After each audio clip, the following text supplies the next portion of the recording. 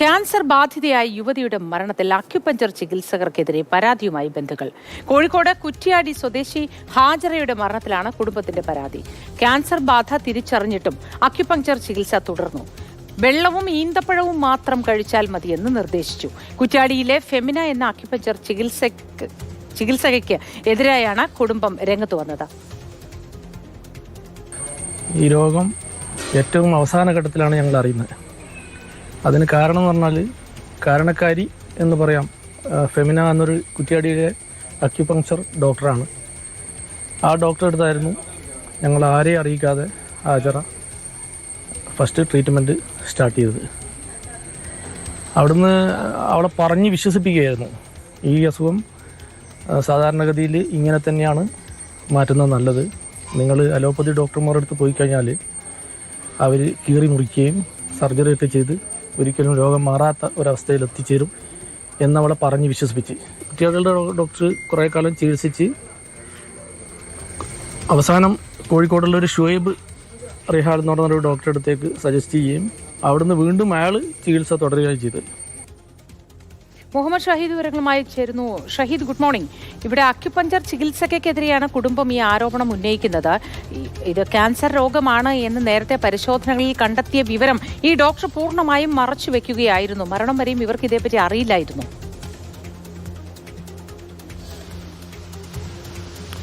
മോത്തി, കുറ്റ്യാടി അടുക്കത്ത് വാഴയിൽ ഹാജറ എന്ന യുവതി കഴിഞ്ഞ ഞായറാഴ്ചയാണ് മരിച്ചത്. ക്യാൻസറിന്റെ 4ാം ഘട്ടത്തിൽ എത്തി.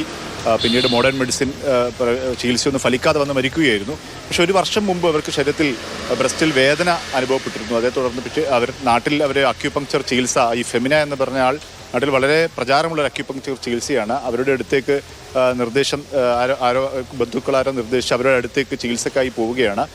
അവിടെ നിന്ന് കുറേ മാസങ്ങളോളം അവിടെ ചികിത്സയ്ക്ക് വിധേയായി. അതായത് ഇത് ക്യാൻസറുമായി ബന്ധപ്പെട്ട രോഗമാണെന്ന് ഈ അക്യുപങ്ക്ചർ ചികിത്സകർക്ക് ഫെമിനയ്ക്ക് ബോധ്യപ്പെട്ടിരുന്നു എന്നാണ് ബന്ധുക്കൾ പറയുന്നത്. കാരണം ബ്രസ്റ്റിൽ വലിയ വേദനയും ആ തരത്തിലുള്ള ബുദ്ധിമുട്ടുകളൊക്കെ അനുഭവപ്പെടുന്നുണ്ടായിരുന്നു.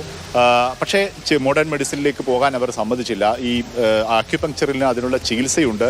ഈ ബ്രസ്റ്റിൽ ഈ തരത്തിലുള്ള മാലിന്യങ്ങൾ അടിഞ്ഞുകൂടിയതാണ്, അത് പുറത്തേക്ക് വരും, അക്യുപങ്ക്ചർ ചികിത്സയിലൂടെ ഇത് പുറത്തേക്ക് വരും, അങ്ങനെ സുഖപ്പെടുമെന്ന് പറഞ്ഞ് വിശ്വസിപ്പിക്കുകയായിരുന്നുവെന്നാണ് ബന്ധുക്കൾ പറയുന്നത്. അങ്ങനെ ചില ചികിത്സാ രീതികളൊക്കെ അവർ നടത്താൻ പറഞ്ഞു. അങ്ങനെ അതിലൂടെയൊക്കെ ഈ ഹാജറ കടന്നുപോയി.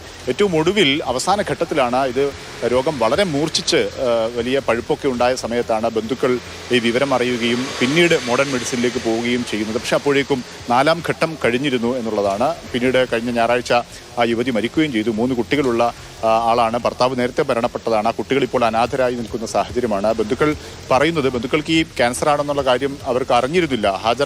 ഹാജറയും ഈ അക്യുപങ്ക്ചർ ചികിത്സയും തമ്മിൽ വലിയ തോതിലുള്ള ബന്ധം, ഈ അക്യുപങ്ക്ചർ ചികിത്സ പലപ്പോഴും അങ്ങനെ രോഗികളുമായി വലിയ ബന്ധം സ്ഥാപിക്കാറുണ്ട്. അങ്ങനെ ആ തരത്തിലുള്ള ബന്ധമുള്ളതുകൊണ്ട് തന്നെ മറ്റു കാര്യങ്ങളൊന്നും കുടുംബത്തിൽ പറഞ്ഞിരുന്നില്ലെന്നാണ് എന്നാണ് ബന്ധുക്കൾ പറയുന്നത്. അതുകൊണ്ട് തങ്ങൾക്ക് തിരിച്ചറിയാൻ വൈകിപ്പോയി. ഈ ശസ്ത്രക്രിയ നടത്തരുതെന്ന് അക്യുപഞ്ചർ ചികിത്സകൻ ഷുഹൈബ് റിയാലു പറഞ്ഞു. ശസ്ത്രക്രിയ കഴിഞ്ഞാൽ അക്യുപങ്ക്ചർ ചികിത്സ ഫലിക്കില്ല. ശസ്ത്രക്രിയ വേണ്ട രോഗങ്ങൾ അക്യുപങ്ക്ചറിലൂടെ ഭേദമാക്കാമെന്നും പ്രചാരണമുണ്ട്. സർജറിക്ക് വിധേയരാകുന്ന ഓരോ ആളുകളും സർജറിക്ക് ശേഷം ഉണ്ടായേക്കാവുന്ന കുഴപ്പങ്ങളെപ്പറ്റി ബോധവാന്മാർ തന്നെയാണോ? ഇത്തരം സർജറികൾക്ക് ശേഷം ധാരാളം പുതിയ ആരോഗ്യ പ്രശ്നങ്ങളിലേക്ക് അകപ്പെട്ട ശേഷം ആ ആരോഗ്യ പ്രശ്നങ്ങളുമായി ചികിത്സയ്ക്ക് വരുന്നവരെ ചികിത്സിക്കാൻ വലിയ പ്രയാസമായി കാണുന്നുണ്ട്. അങ്ങനെ ഉള്ള ധാരാളം ആളുകളോട് എനിക്ക് പറയാനുള്ളത്, സർജറിക്ക് പോകുന്നതിന് മുമ്പ് ഒരു നല്ലൊരു അക്യുപഞ്ചർ ചികിത്സകരെ കണ്ട് അത് ചികിത്സിച്ച് സർജറി ഇല്ലാതെ സുഖപ്പെടാൻ സാധ്യതയുണ്ടോ എന്ന് മനസ്സിലാക്കുന്ന ഗുണകരമായിരിക്കും.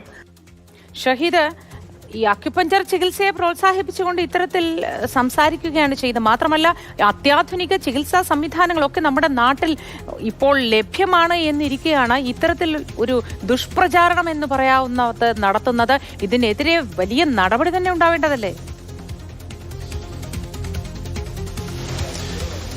തീർച്ചയായും മോത്തി, ഈ ഷുഹൈബ് റിയാൽ ഇപ്പോൾ സംസാരിച്ച ആൾ ഈ മരിച്ച ഹാജറയെ ചികിത്സിച്ച ആൾ കൂടിയാണ്. അതായത് ഫെമിന ആദ്യം കുറേ മാസങ്ങളോളം ചികിത്സിക്കുന്നു. അതിൽ ഫലം ചെയ്യാതെ വന്നപ്പോൾ ഫെമിന റെഫർ ചെയ്യുന്ന ആളാണ് ഷുഹൈബ് റിയാൽ. കോഴിക്കോടാണ് ഇയാൾ പ്രാക്ടീസ് ചെയ്യുന്നത്.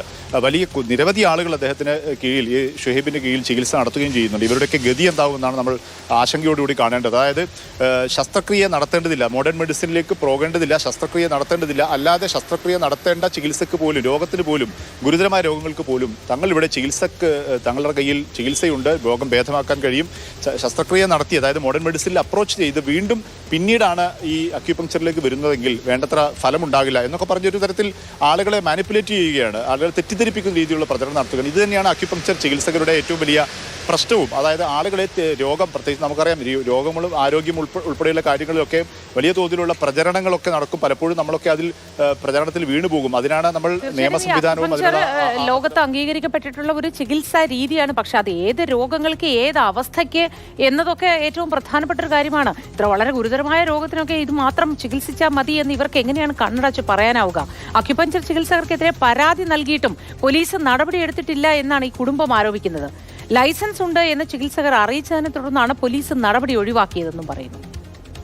അപ്പോൾ ഇതിനൊരു അറുതി വരുത്തണമെങ്കിൽ ജനങ്ങൾ ജാഗ്രതരായി ഓരോ ടൗണുകളിലും ഇത്തരം ഡോക്ടർമാരുണ്ടെങ്കിൽ അവരെ അധികാരികളിലേക്ക് എത്തിക്കുകയും പോലീസിൽ റിപ്പോർട്ട് ചെയ്യുകയും പിടിച്ചു കെട്ടുകയാണ് വേണ്ടത്. അല്ലെങ്കിൽ ഇനിയും ഇങ്ങനെയുള്ള സംഭവങ്ങൾ ആവർത്തിക്കും. ഷഹീദ്, ഇവർക്കൊക്കെ ലൈസൻസ് ഉണ്ടെന്നാണ് പറയുന്നത്. ഇവർക്ക് ആരാണ് ലൈസൻസ് കൊടുക്കുന്നത്? എന്ത് കാര്യങ്ങൾക്കുള്ള ലൈസൻസ് ആണ് ഈ കൊടുത്തിട്ടുള്ളത്?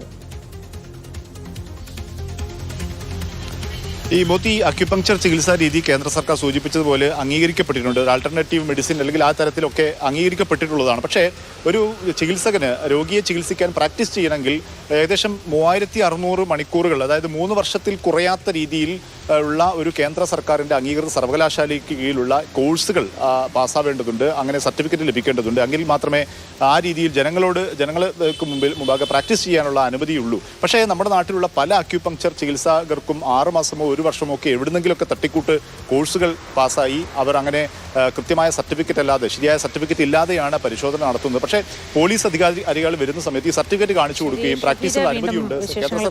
ഷഹീദിലേക്ക് വരാം.